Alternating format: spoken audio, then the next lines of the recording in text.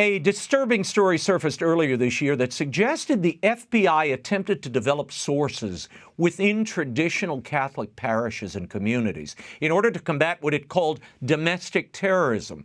House Judiciary Committee member Jim Jordan obtained documents to that effect in March. The committee issued a detailed letter this week outlining new evidence that the Department of Justice and the FBI were targeting traditional Catholic communities from multiple field offices. Joining me with more is U.S. Congressman from Louisiana, a member of the House Judiciary Committee, Mike Johnson. Congressman, thank you for being here. When we last had you on the program in April, this investigation was really just getting started. The memo in question came from one FBI office in Richmond, Virginia, which suggested that traditional Catholic communities were somehow hotbeds of domestic terror. And the FBI was actively recruiting undercover agents to monitor and report on these communities. Here's an excerpt of what your committee's letter to FBI Director Wray read this week. From information recently produced to the committee, we now know that the FBI relied on information from around the country, including a liaison contact in the FBI's Portland field office and reporting from the FBI's Los Angeles field office to develop its assessment. Congressman, as you look at this, what does the new information you found about the FBI's original claim that the memo was only associated with one field office tell you? Well, it tells us a number of things, Raymond. Great to be with you. The first headline, the alarming fact, is that the director of the FBI himself, Christopher Wray, testified before our committee in July. And he said under oath, he was very emphatic, that this involved only one field office. Well, now we know, because we have a further unredacted version of that document you referenced, that that's not true. It looks as though this was a whole of agency approach to target traditional Catholics.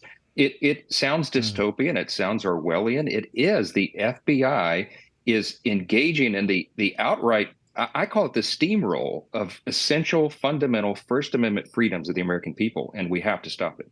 And Congressman, just to be clear, this memo was really to develop sources, spies, snitches within parishes. I mean, that's what the FBI's calling for here, right?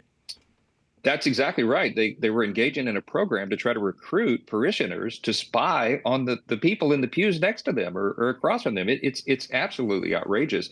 It didn't go far in its implementation, we think, but the idea that they would engage in this practice and this scheme is just unbelievable. But we're not surprised anymore what's come out of this Department of Justice from the very top, from the Attorney General Merrick Garland all the way down. They're engaging in these activities that are hyper-partisan, hyper-political, and again are infringing upon the free exercise of religion. Now it's really out of control. How widespread do you think this department approach, and we're talking about the Department of Justice and the FBI, to intrude really on Americans' First Amendment right? And how does this square with what Director Wray has testified to your committee, that it was only isolated to one field office? Yeah, this is a real problem. I mean, that's the first issue that we have to address. The director was under oath when he told us that on July 12th. So he either perjured himself, or this indicates that he doesn't know what's going on, or he's lost control of the Bureau itself. Any of those scenarios are alarming. But to answer your question, Raymond, this really is part of a larger problem within the Department of Justice. The FBI, of course, is just one division of that. But we know for a fact that they have been engaging in a scheme to censor and silence not only conservative Catholics but all conservatives. They want to stop our activities. They want to really chill the exercise of these First Amendment rights. And it's not just religious freedom. It's all speech. We know that there's this federal court opinion that came out of our home state of Louisiana on July 4th, I think symbolically, a 155-page federal court opinion where the judge looked at all the evidence and said, this may be the most massive attack on free speech in United States history. And he was referring to the Biden administration itself and its agencies like the FBI, because in that case, they were meeting with the big tech platforms regularly in a program to censor and silence conservative viewpoints and Christian viewpoints online. We know that happened. This is not a conspiracy theory. The judge has spelled it out. And so this is a serious problem. It's getting the attention of the American people, and it certainly deserves that.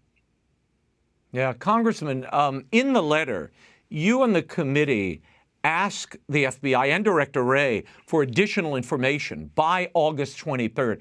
What do you hope to find, and are you getting cooperation from the Bureau?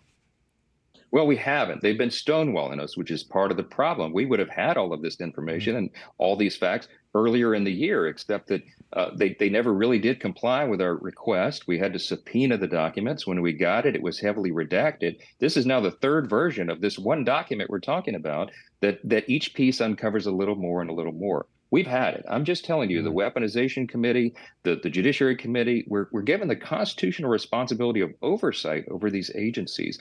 And we're going to have to take this to the next level. If they do not cooperate with us, we're going to give Director Wray an opportunity to correct his testimony before us. But if he does not, I think this rises to the level of a contempt charge. He's in contempt of Congress now. We may have to proceed that way. And I'll tell you that ultimately what is the greatest concern here, Raymond, and you and I have talked about this, is that people are losing their faith in our institutions, the system of justice itself, the FBI, for crying out loud, the largest, most important law enforcement agency in America is losing the faith of the American people because the people are being targeted by the agency. It's unbelievable. Yeah, it's really troubling. Congressman Mike Johnson, thank you for the update. And we'll leave it there, but I hope you'll come back and keep us informed. We'll do it. Thanks for all you're doing.